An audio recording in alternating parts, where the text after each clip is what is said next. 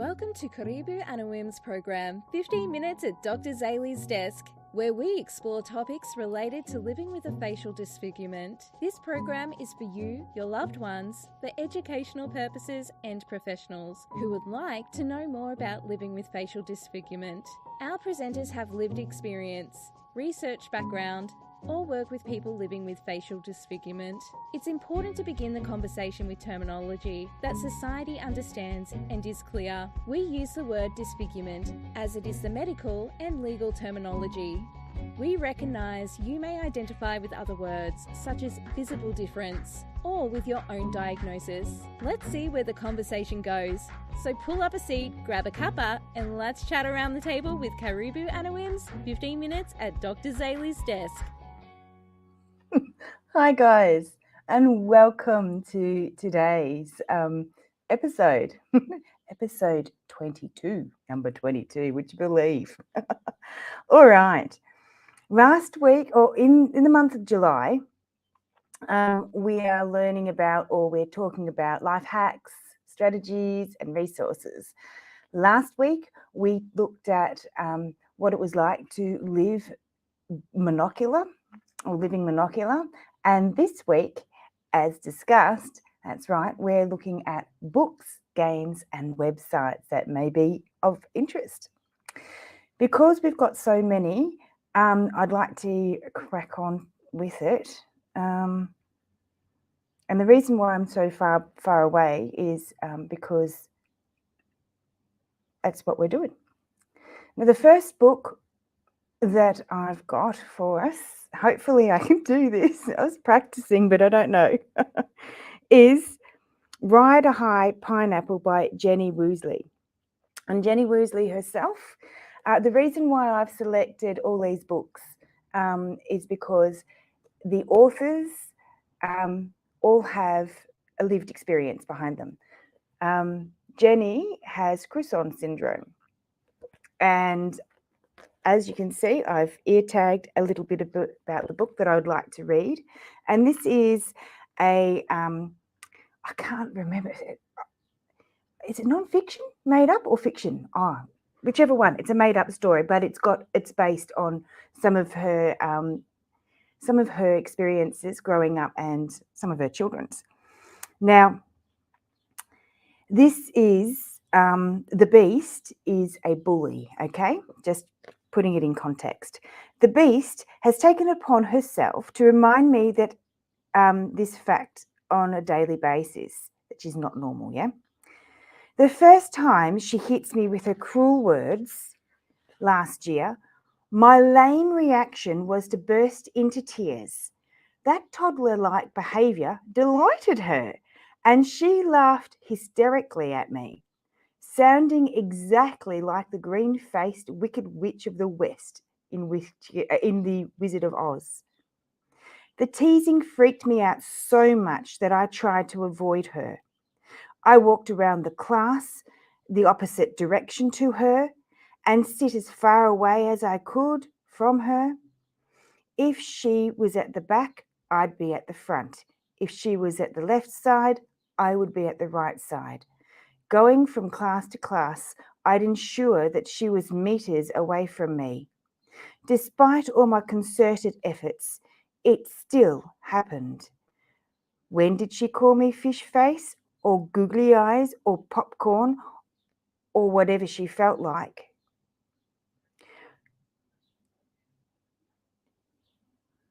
I'd do the ignore her thing outwardly, but inwardly a flaming bucking bull. I'd hope that she'd given up. I'd hope that she'd give up because I wasn't reacting. But she kept on going. If you opened my chest and looked at my heart, you would see a giant stab wound caused by the beast's viciousness. And that's just a little snippet of what you'll find and the realities of what it's like living with a facial disfigurement. This is for children and kids, possibly primary school aged or elementary school aged kids. That's one. Then, hopefully, I've got the lights on. Hopefully, can you see that? It's called The Church of 80% Sincerity. This is by David Roach, and he's got a I can't print. Oh, hang on. And he's got a Venous malformation of the face. Venous. I've tried to do it. It's not happening today with words, some of the words. Now, this is an adult book for you, and I'm going to read you just a little bit of it. I know that my face doesn't belong to me. It belongs in a catalogue of symbols. The face is often falsely seen as a locus of the human persona. When it is scarred, it becomes a reminder that the entire human experience is one of being flawed. It is not the fact that my disfigurement should I start that sentence again? It is not the fact of my disfigurement it is not the fact that my disfigurement that wears my psyche. It is the fear and the self-doubt of others, their very human concern about their own social acceptability, their worry about being unloved and abandoned, which they project onto me through their words and random acts of cruelty. Oh, there you go. That's that one. There's another one, and this is called Flashback Girl. I've read them all, by the way. And this is by Dr. Lise Deguire. And I just wanted to read a little part of what her childhood was like, yeah? This is a little snippet of what her childhood. Her friend, Judy, and I were sitting in my room playing dolls. It's my birthday next week. I'm turning 8, she declared with a toss of her head, brown curls bobbing. Happy birthday, Judy. I didn't know that it was your birthday. Yeah, I'm excited because my dad said he's got a big present for me and I'm going to get a party. What party? I asked. There was momentary silence. Judy studied her sandals. Yeah, well, I'm having a pool party next week. I looked at Judy, watching her face, waiting for my invitation. More silence. I'm not inviting you. Tears welled up in my eyes. My voice rose, getting higher. But I want to come to your party. We play all the time. I love swimming. I'm a good swimmer. I can just walk to the party. I live right here. I can't invite you. You're all burned. I can't have you at the pool party. You will gross all my friends out. The party will be all yucky if you come. You make people feel sick. Devastated, I told my family what Judy had said. My father went to speak to Mr. Hannigan about the party, assuming I had misunderstood. Instead, Mr. Hannigan confirmed that it was true. I was not invited to his daughter's party on the account of me being burnt and ugly. Anyone relating? So that's Dr. Lise Deguire's book. And hot off the press, this has just been released, The Two Sides of Chelsea, Two Sides to a Face. Now I'm there. I'm almost finished. I only got it on Tuesday, and now it's Friday. And this is Chelsea Peat, and she lives with Sturge-Weber syndrome. And I'm going to read you just a little bit of a snippet as well. This is about her mum telling her and her mum, okay, and her mum thinking that she's going to get friends, yeah, and so, and she was her mum has been, or in the book, in this part of the book, has been very helpful, and when her so-called friends had joined the mockery of her class, she and her mum sat on her bed and they cried. Her mum was feeling heartbroken, as she always had feared that I would have struggled in fitting in, but hoped with my bubbly personality, once someone took the time to get to know me, of course, looking past or accepting the birthmark, I would have no problem making friends. The part of the equation that she hadn't counted for was that she assumed the other kids would be okay with hanging out with the freak, which of course they weren't, as they didn't want their social lives affected. This would be something I would get used to, as it never changed as I get older.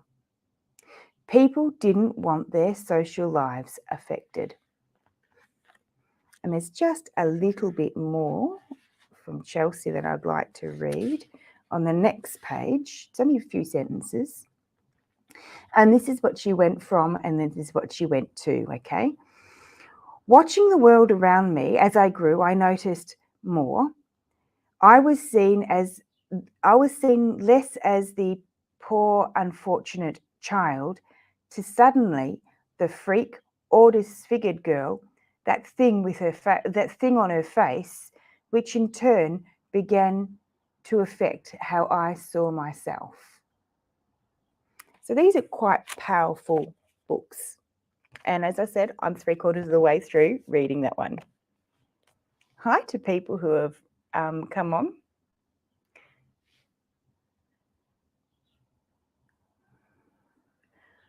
Board games and body image. Wow. Oh, this is a board game.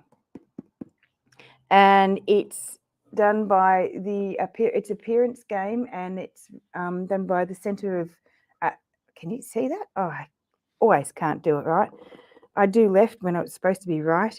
It's made by the Centre for Appearance Research, and it's all about embracing your body, and it's got lots of things about visible differences, whether or not you're in a wheelchair, whether or not you've got what colour skin or anything like that. So it's a really good book for really good board game that you can use in class or individually as a group work for counsellors and or educationalists, primary school, secondary school kids, not secondary school, but elementary. And that can be, we can talk about that, and you can get that on our website. Websites. Now, I've tried to do this, guys. This is my website. Okay, this is one of the oh, hang on, we get that off there. And I've tried. I can't really do it not very successfully, but I've tried. This is our support page. Where is the first support page? And this is, no, that's our support, and it goes through. We train, equip, and nurture and support people. That's the front page. And then if you go to the support tab, this is what you'll see at the beginning. I don't know how to screenshot it so it's all nice for you. So I've tried my best. And then Taryn Brumfitt and Dr. Zali Jaeger, Dr. Zali Jaeger and Dr. Zali. There's a Dr. Zali and Dr. Zali. Well, she's the Zali and I'm the Hayley Zali. I can't say that. Here is, they have got together and they have made the Embrace Hub, where you can find lots of information on the aforementioned theembracehub.com. And did you know that there's been a 38% increase in first-time contacts for the Kids Helpline here in Australia for mental health concerns? And the number one concern for Australian youth is, regardless of gender, is body image. And that's 2020 information.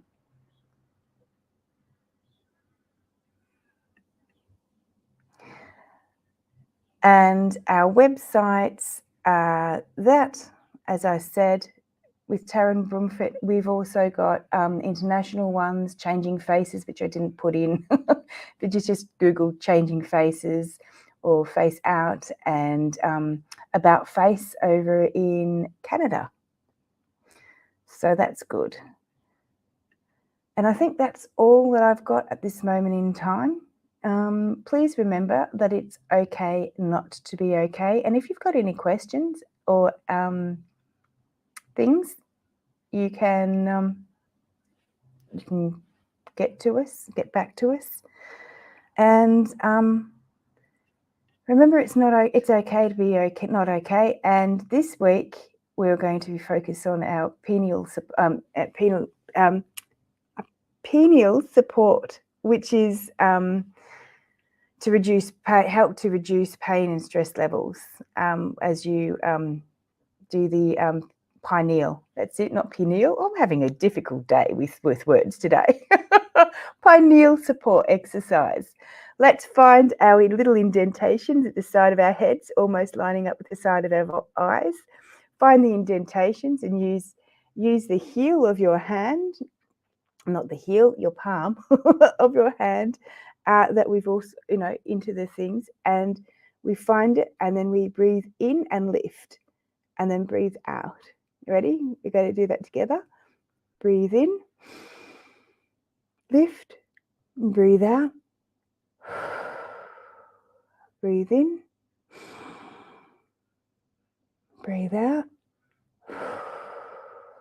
breathe in, breathe out. Oh, and as we release, oh, that's nice. I can just feel the relax. My voice has got a little bit deeper. My breathing has got a little bit more deeper, and I'm noticing a little bit of change in my body. So, with that ado, thank you very much, and we will meet you same time, same place next week, where we will discuss some relevant research for resources. Thank you very much for your time, and I bid you adieu. When I can find it.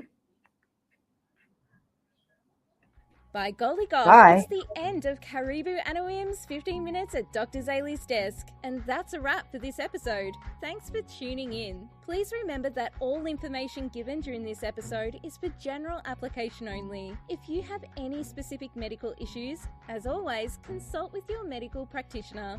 Like, subscribe and share on whatever platform you find us on. For more information, please connect with Karibu Anawim on our website at karibuanawim.com or email us at inquiries@karibuanawim.com.